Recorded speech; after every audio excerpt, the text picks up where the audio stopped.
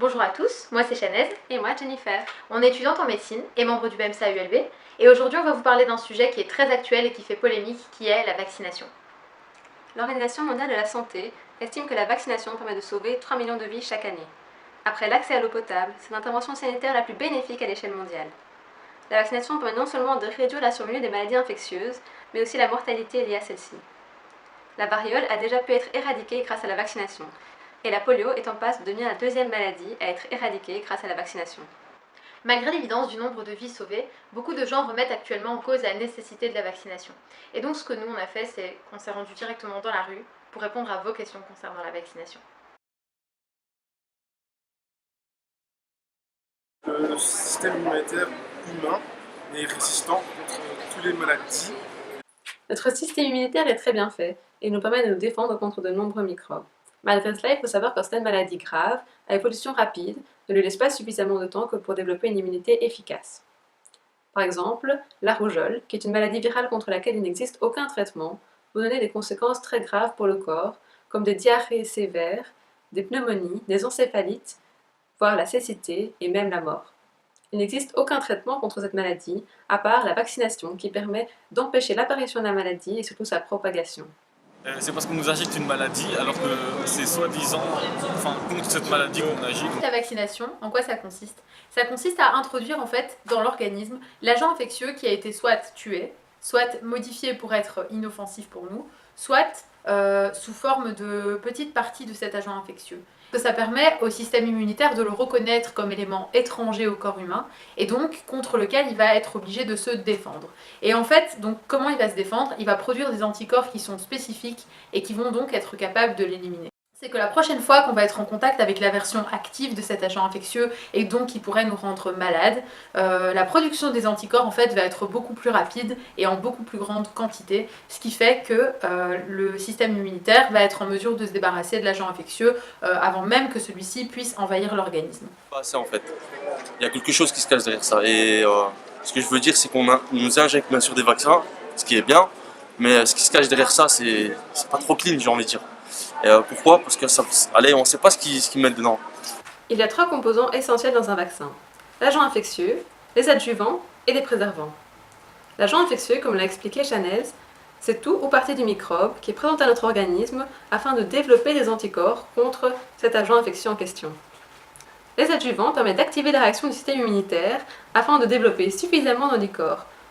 Les préservants assurent la conservation du vaccin. Il faut savoir que les vaccins font l'objet d'une surveillance importante. L'ensemble des effets secondaires qui sont détectés sont connus et en même temps sont repris très clairement dans la notice des vaccins.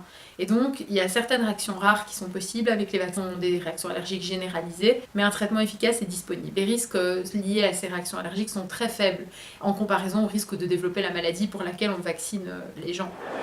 Ça contient de l'aluminium, mais je sais pas quoi d'autre, mais c'est du métal dans le corps, c'est un peu bizarre, ça me dérange moi. L'aluminium est présent comme adjuvant dans certains vaccins à de concentrations très faibles. Il permet de stimuler l'immunité et de rendre le vaccin plus efficace. Alors, même si à de hautes doses, l'aluminium est toxique pour le corps humain, la quantité d'aluminium présent dans les vaccins est extrêmement faible. Pour avoir une idée de grandeur, sur ses 6 premiers mois de vie, un enfant recevra à peu près 4 mg d'aluminium par tous les vaccins recommandés par l'ONE. Pendant ce même temps, il recevra à peu près 10 mg d'aluminium par le lait maternel. S'il prend du lait en poudre, ce sera déjà 40 mg, et pour les enfants nourris au lait en poudre à base de lait de soja, 120. Et surtout, par exemple, la grippe, il faut l'attraper pour éviter que dans le futur, tu vas une autre grippe. En fait, le virus de la grippe, c'est un virus qui a un taux de mutation, ce qui fait qu'il change légèrement chaque année. C'est pour cette raison qu'on peut refaire la grippe tous les ans et que le vaccin de la grippe, il faut le refaire chaque année. Quand un adulte en bonne santé est contaminé par ce virus, il faut 1 ou 2 jours avant de développer les symptômes. Et en général, c'est pendant ces jours-là que la personne va contaminer les autres. Le vaccin de la grippe, il est surtout recommandé pour les personnes fragiles, donc notamment les personnes âgées, les personnes qui sont atteintes de maladies chroniques ou de maladies qui affaiblissent leur système immunitaire, chez qui une grippe pourrait en fait entraîner des conséquences gravissimes, voire mortelles, quoi. Et donc on demande aussi aux soignants de se faire vacciner contre la grippe et aux personnes qui sont en contact avec des personnes âgées. Voilà, mais c'est vrai qu'avec ce qui passe à la télé, ce qu'on entend, c'est un peu plus un peu plus réticents et que si j'aurais des enfants, je réfléchirais un peu avant de faire des vaccins. Ces derniers temps, de nombreuses controverses ont ressurgi au sujet de la vaccination. Ces polémiques, bien connues du grand public, sont en réalité basées sur des publications frauduleuses qui datent d'il y a de nombreuses années. Depuis lors, elles ont toutes été réfutées par des études scientifiques sérieuses. Les associations entre autisme et vaccins RRO ont depuis longtemps été décriées. La publication initiale a d'ailleurs été retirée. De même, aucun lien de causalité n'a pu être démontré entre le vaccin contre l'hépatite B et la sclérose en plaques. Malheureusement, ces informations rassurantes ne sont pas diffusées avec autant de bruit que la controverse initiale. Est-ce que c'est vraiment nécessaire de vacciner ses enfants ou pas?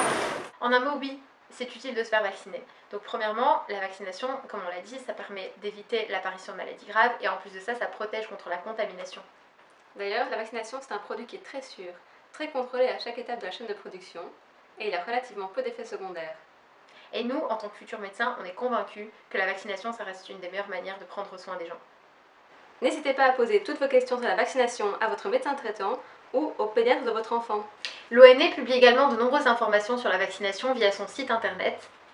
Et surtout, n'hésitez pas à jeter un coup d'œil au conseil des médecins de l'ULB sur le site de l'hôpital des enfants, uderf30.com.